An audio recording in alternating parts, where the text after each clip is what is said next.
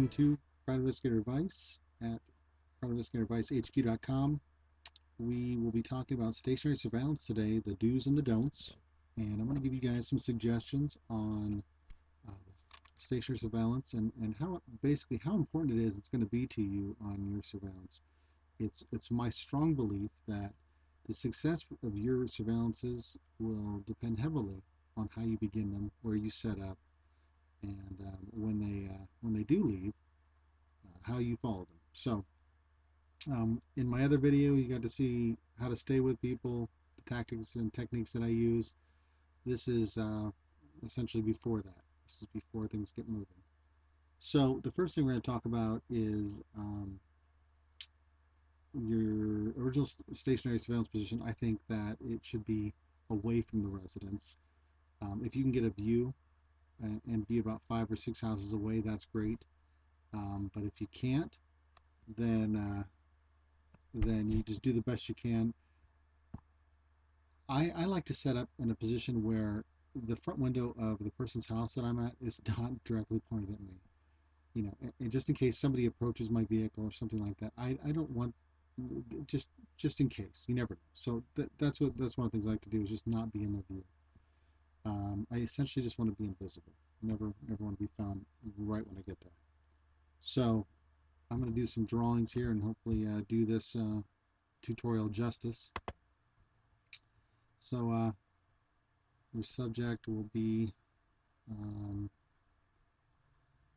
this, and you will be this, and we'll make a street here. This is just your basic residential neighborhood. These houses, this will be your houses. Okay, this will be your subject's house. Okay, and the other side of the street, some more houses. So ideally, this is going to be you. And you know, this never works out perfectly. You know, this is what I'd like to see happen, to be far enough away. So when they come out of their residence right here, they're not going to see any vehicles that they're not familiar with. You know, they're going to know their neighbors' vehicles. You don't want to be sitting there because they might just take notice of you. They might not think about you right away, but the longer you're there, the more they're going to wonder. Other investigators might disagree with me, and well, they're wrong. You got to stay away from the house. You know, don't be in their line of sight. Give yourself a chance. So ideally, so let's say this is the way you're set up, and you know, maybe you decide to, you know, you walk down the street and you see some activity, or maybe you just drove by the residence and there was some activity happening that you couldn't see from your position.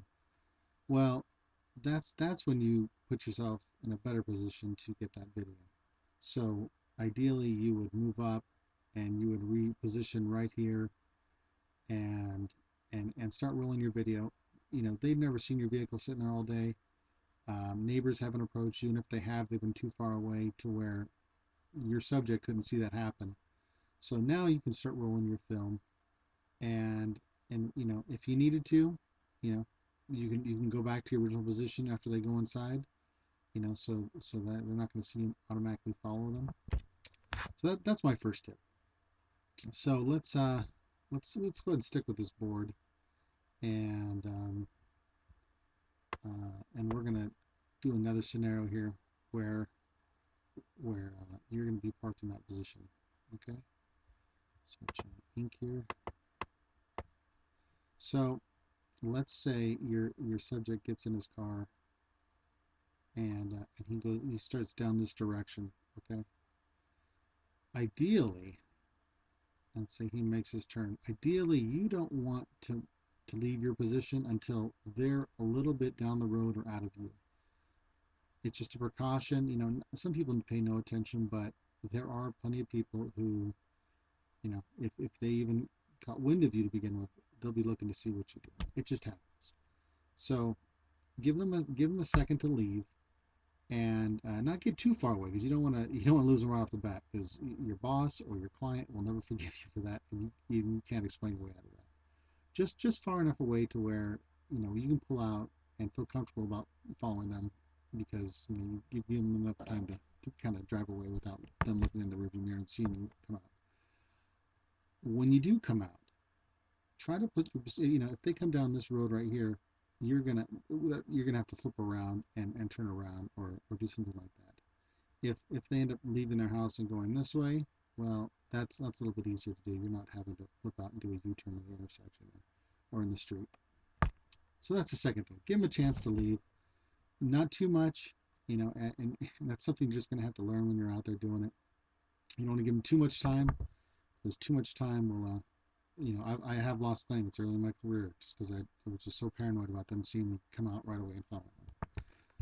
So let's move on.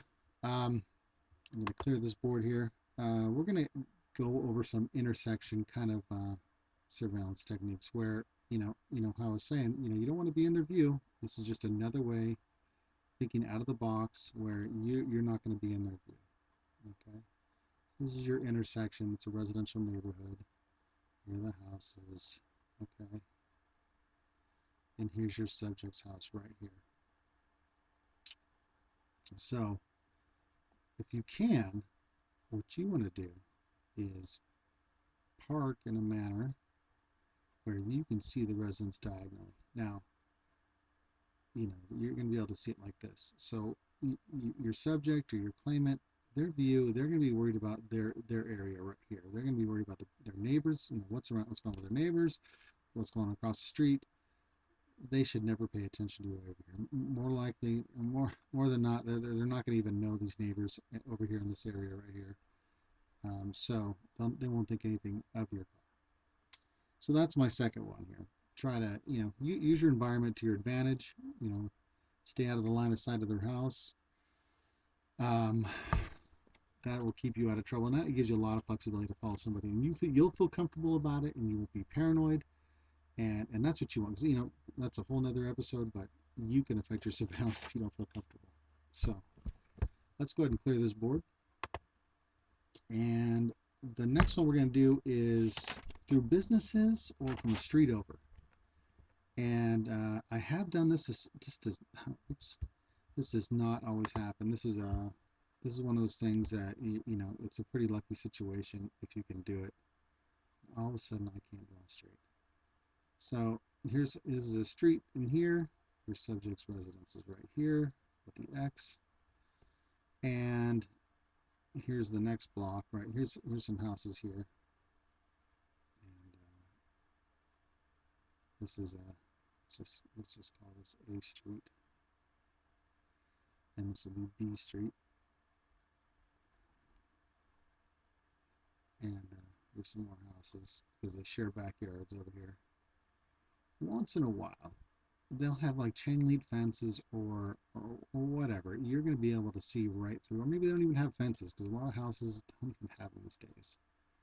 Well, that's another route to go where you can park in a manner that you can see straight through these yards. Oops. You see straight through these yards and see your subject's residence. And again, you might have to jump on it a little bit when they leave. You really got to pay attention. You can't be messing around. You really got to be focusing on that house. And being so far away, if police approach you, a neighbor approaches you, it doesn't matter. Yeah, you're going to have to feel weird about being parked in the area if they come and approach you, but you're not going to have to worry about your subject knowing you're there. You're just going to have to, deal with the neighbors. Well, why are you parked in my area? And hopefully you give them an appropriate pretext, or maybe you just tell them you're a private investigator, and that just gets them off the back. Who knows? That's going to be up to you. Some people don't recommend that. Others are like, just tell them, get it over with, and you don't have to worry about keeping up with some lie every time you come back out, or a pretext. So the next one is another one that I don't do. It doesn't come across very often, and but if it does, you need to kind of look for these things. This is just more of like a keep your mind open. You're going to come up with different ideas. Nothing illegal, hopefully, but you need to keep an open mind with surveillance. It's not going to be your standard park in front of someone's house and everything's going to be hunky dory every time. Sometimes you got to look for other things.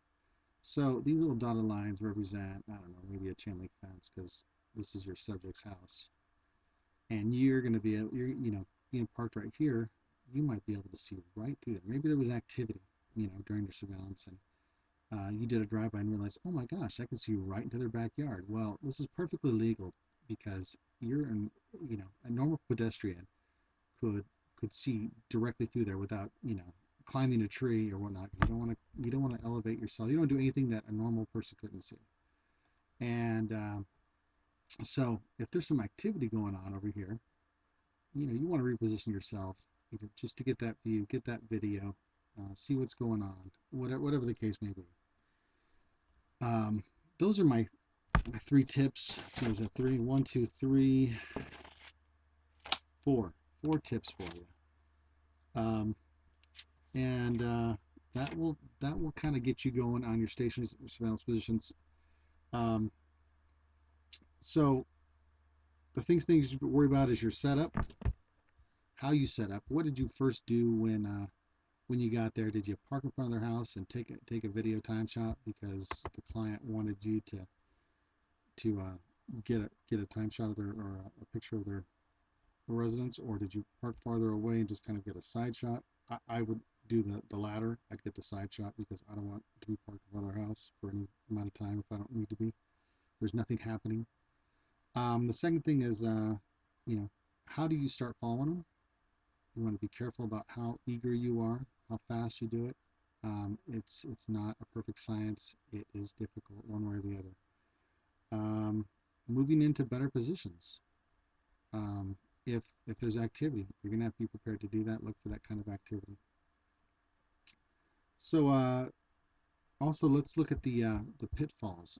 A lot of times, your client will not, or even your manager will just be unreasonable with you, and they're gonna be like, you need to park as close as possible. And let me just say that more times than not, that's just going to get you in trouble. So some of the pitfalls is that you're going to be too close. And someone will say, well, you never can be too close. Well, I disagree. Being too close opens up too many problems for you. And anybody approaches your car and your subject's just looking out the window going, oh crap, who's parked in front of my house? Why are they approaching them? And then your neighbors get suspicious. And even if your neighbor's never telling you, they still want to know who the hell's in that car and tinted windows. So don't park too close. Following too fast, give them a chance to leave. Give even out of view. Just let them turn the corner and then boom, you're good. You follow them. That'll help you be unnoticed. And what else? I think that's it for today. Those are just a few things to get you going on your stationary surveillance. Pay attention when you're out there. Don't be reading. And if you are distracted for some reason, you make sure that you put yourself in a position that you can see anybody leaving. You don't want to set yourself up for failure and be so far away unnecessarily where you can't see them leave. If you do things like the route of departure, or you have to, they're in such a rural area that you just can't. There's just no way you can even be parked 5 houses away. You need to have a few things here. And what I recommend is you got to have some vehicles to work with. And that may require you to drive up there and get a little closer than you normally would. You got to have vehicles to work with. And if you have the DMV records, great, work with that too. But you still need to get a kind of idea of what's going on. You need to be doing drive-bys of the residents, but not too many. Too many drive-bys are just going to make everybody suspicious. Like, well, why is this car keep driving by? I don't even know what this car is. Who does this car belong to? Route departures, you need to do some drive-bys because even then, you can move up your position, grab some video. Maybe your subject's doing something they shouldn't be doing. That gives you an opportunity to score some video for the client. And yeah, so those are just a few things.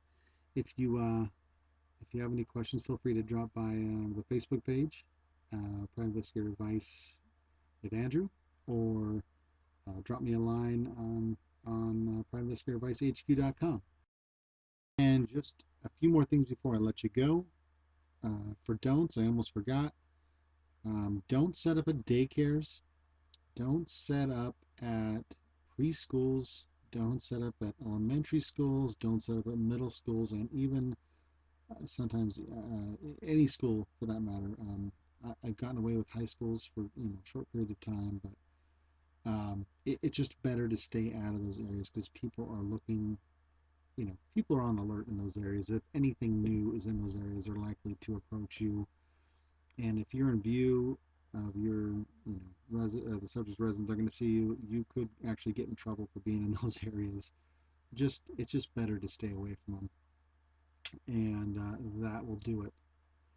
Um, I'll see you guys later. Thanks for watching.